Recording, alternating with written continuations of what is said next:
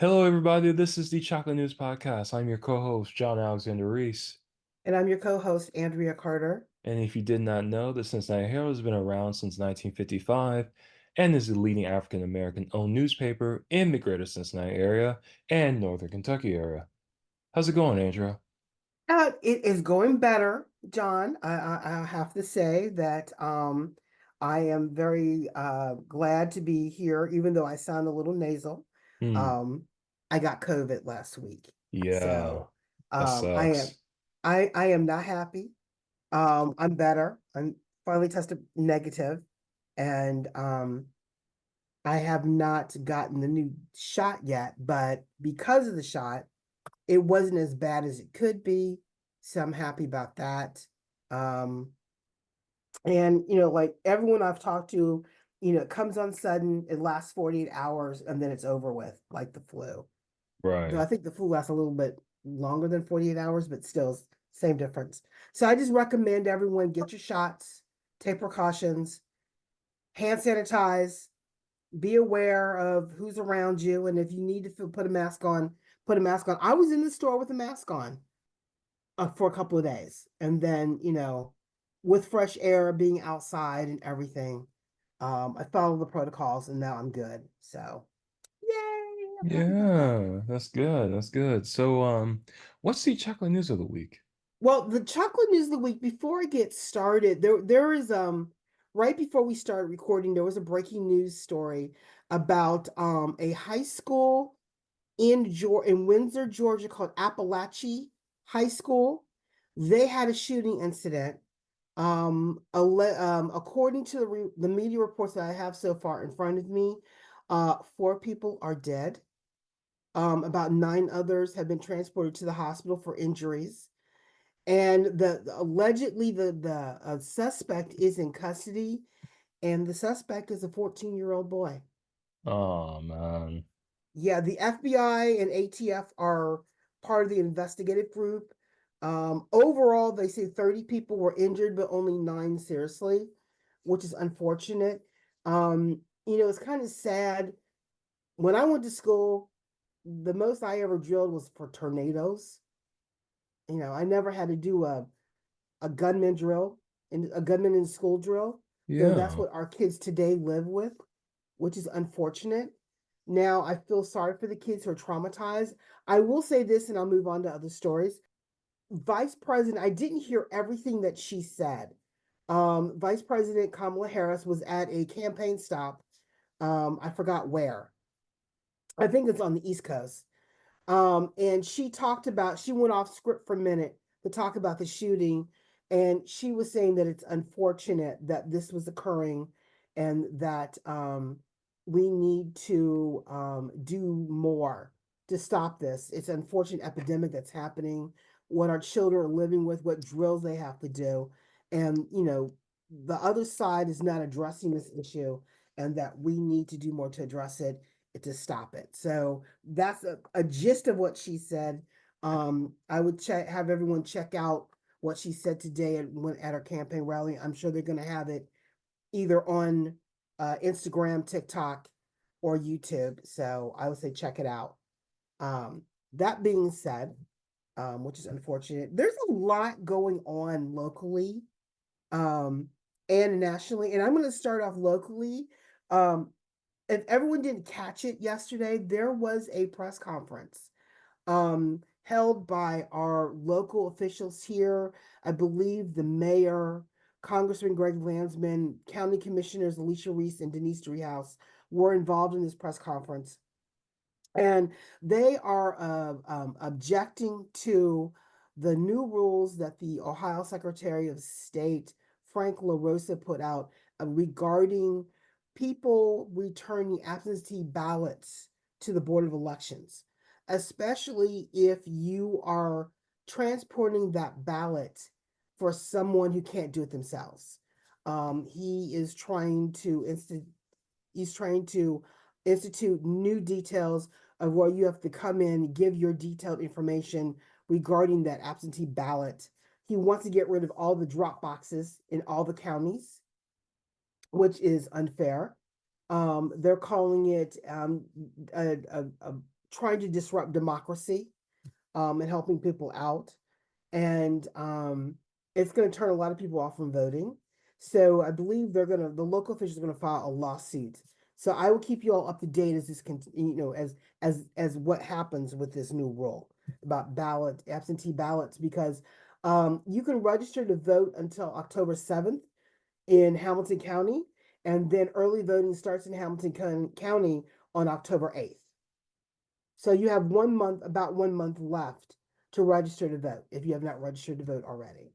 So, And you should be registered to vote already. oh, you should be registered to vote, but there's a lot of people who are not, especially young people. Um, and what's interesting, among Black women, registered to vote is up 150%. That's an interesting detail. Okay. Um, Also, it's up in other areas as well, but not as high as that. But I know people have been out trying to register people in the low income neighborhoods, out in the rural areas and things like that. So I think everyone, whoever you vote for, let your voice be heard and get ready to vote. Because early voting is going to start in a number of states in the next 2 weeks, and it's going to continue until November 5th. Whether you want to do it in person or early voting or absentee, um, decide what you want to do and get it done and get it done early. Um, there's been a lot of stuff going on, news wise. Um, I talked about the local Dems, talked about Kamala, um, and that's about oh, and then Hamilton County is looking for poll workers. Um, they may still have the link up on their website looking for poll workers. So if you're interested in working that day, and if your job allows you to not be present but serve the community by being a poll worker, do it. Even if you just do it one time, it's a fantastic experience. You get to see all kinds of people, and you get to see democracy in action in the most intimate way possible between a person and voting. And I think that's fantastic. Whoever you're voting for, I think Yeah. it's wonderful. So there's Oh yeah. that. Now, from a um, history standpoint, it is football season.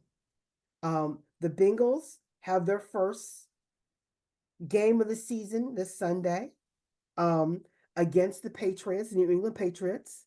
Um, and I'm kind of going to be a little divided this weekend between the Bengals, who, I'm an all time fan of, bought 2 new shirts to represent.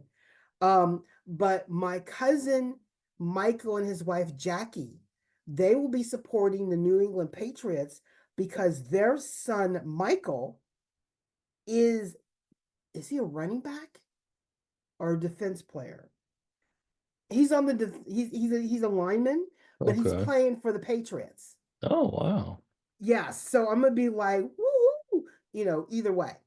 So I'm looking forward to that. But speaking of football, college football started last week, and an interesting thing occurred um, at Ohio State.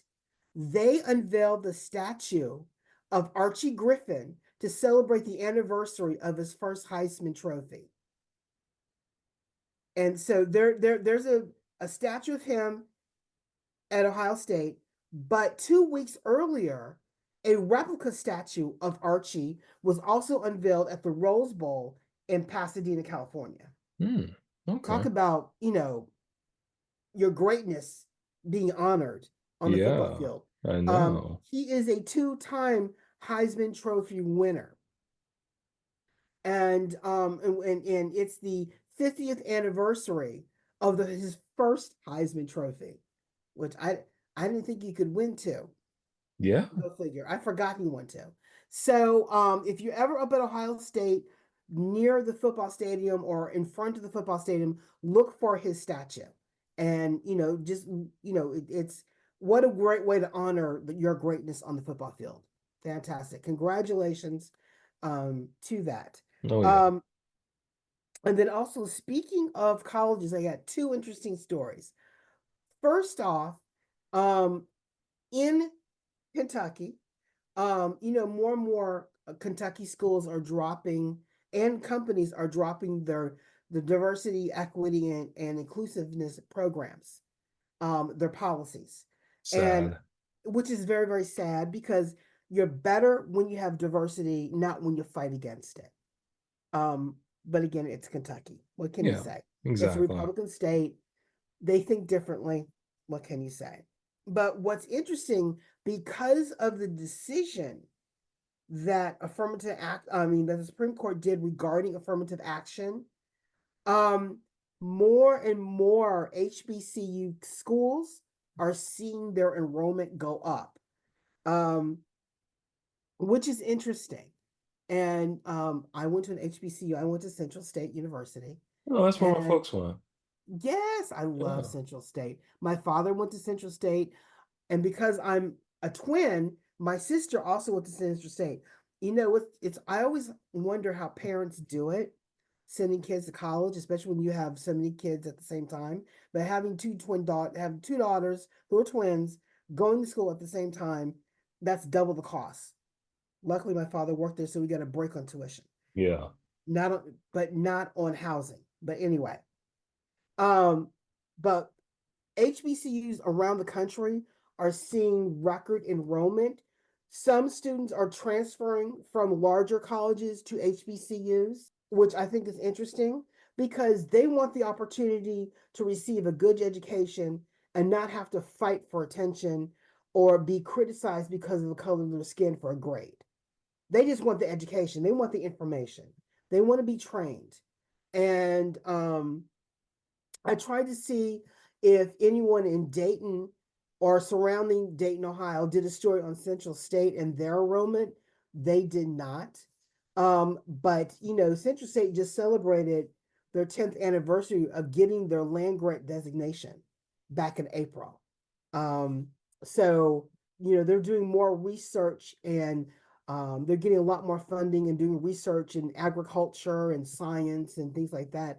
So Central State's becoming a good education research college, and they're seeing their enrollment go up as well. Um, I think it's just fascinating what's happening with HBCUs. And then also one other plot twist, because of Deion Sanders, because of what he did for HBCUs, and before he moved on to Colorado University or Colorado State, forgot what school Mm-hmm. he went to. HBCU football teams in their designated organizations, athletic conferences, have gotten TV deals.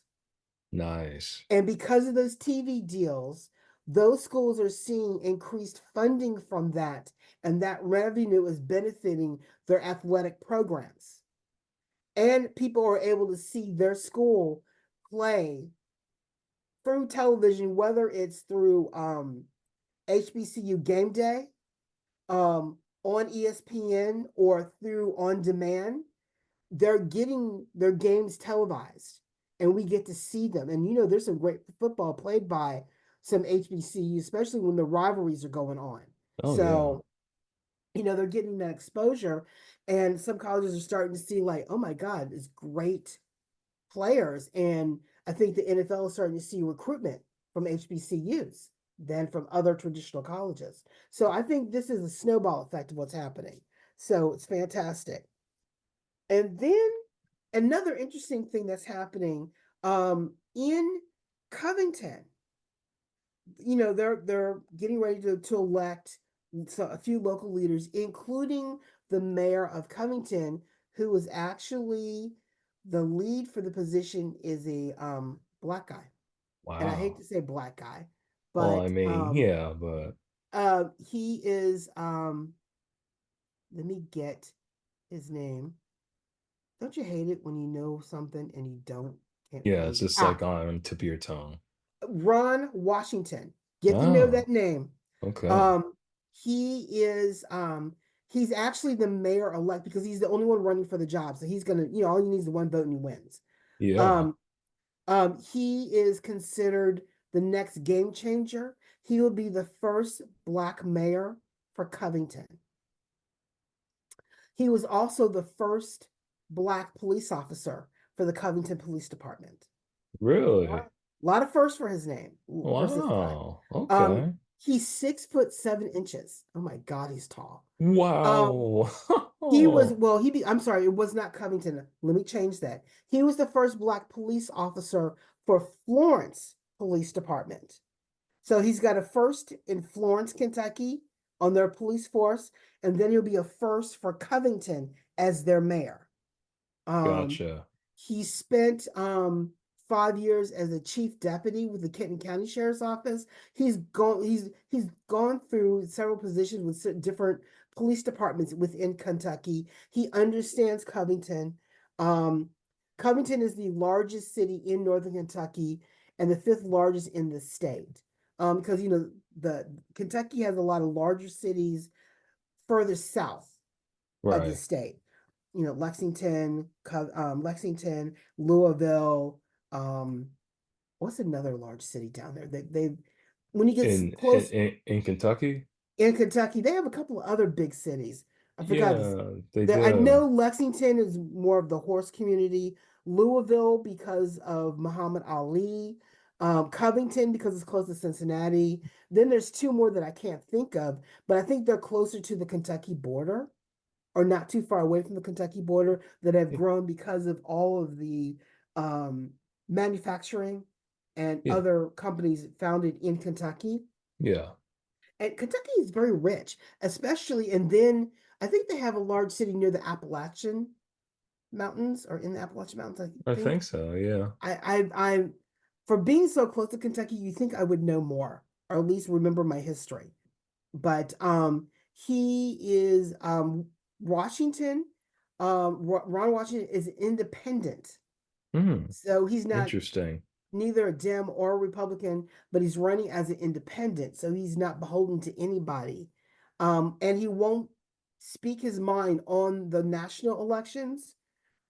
Just saying that he wants to do well for Covington. So it's gonna be fun to watch what this guy does and see what how he's going to represent the city going forward. Congratulations to him. He Yeah. hasn't won yet, but he will be. Yeah. So, Congrats. and another interesting, this race, the national election is having an impact on we talked about the local Dems suing the state Secretary of State for drop boxes. Voting is up in the air.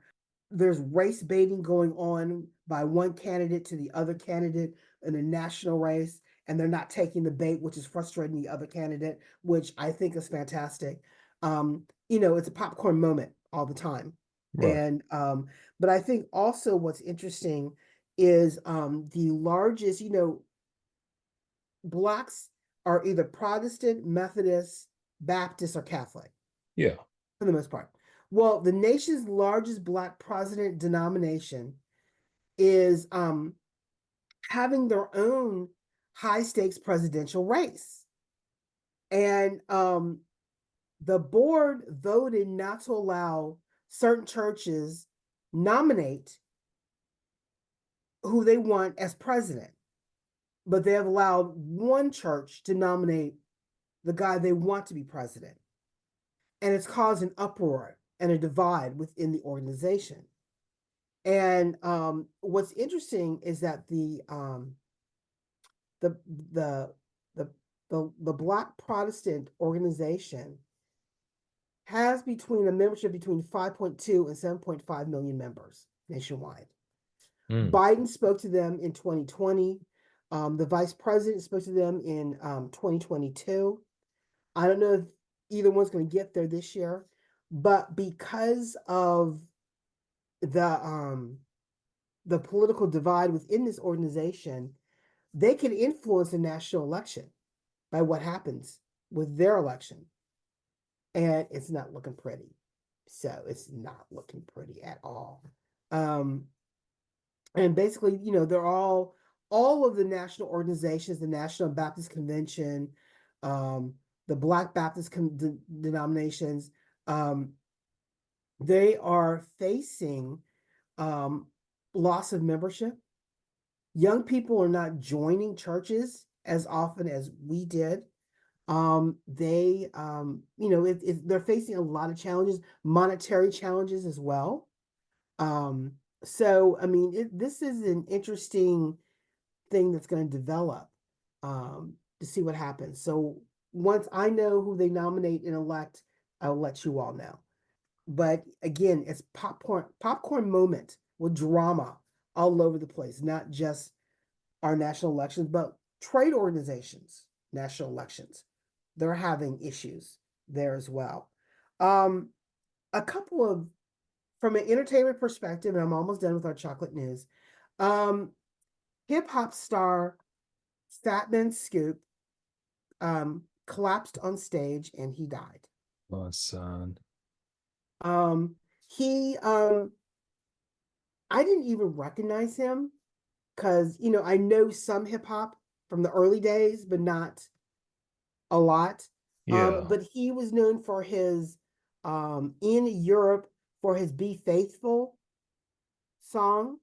Um, then his he has helped he has lent his voice to help other artists on their records, including Missy Elliott, Sierra. Right. Um, and he died during a show. He collapsed on stage. He was Mm, only 53. Oh, that's so sad. he was young. Oh my God, he was young. Which is kind of sad that he took L during a concert, but I just want to acknowledge um, he wasn't a big star, but he was a star, and he was known. Um, he was from New York City's Harlem neighborhood.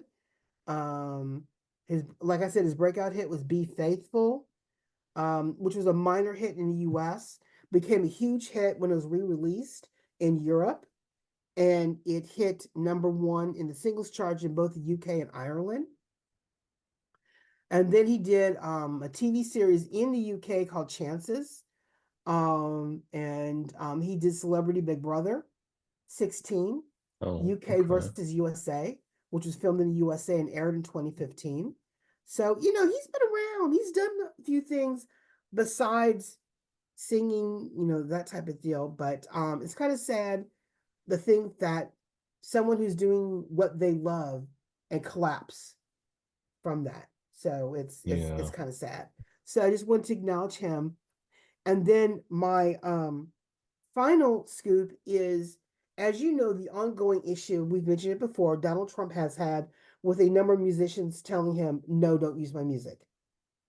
Well, Isaac Hayes' family has won an injunction against Donald Trump's campaign not to use "Hold On, I'm Coming" from Isaac Hayes, and they're going to go forward with a $3 million lawsuit against the campaign for um, not using the music.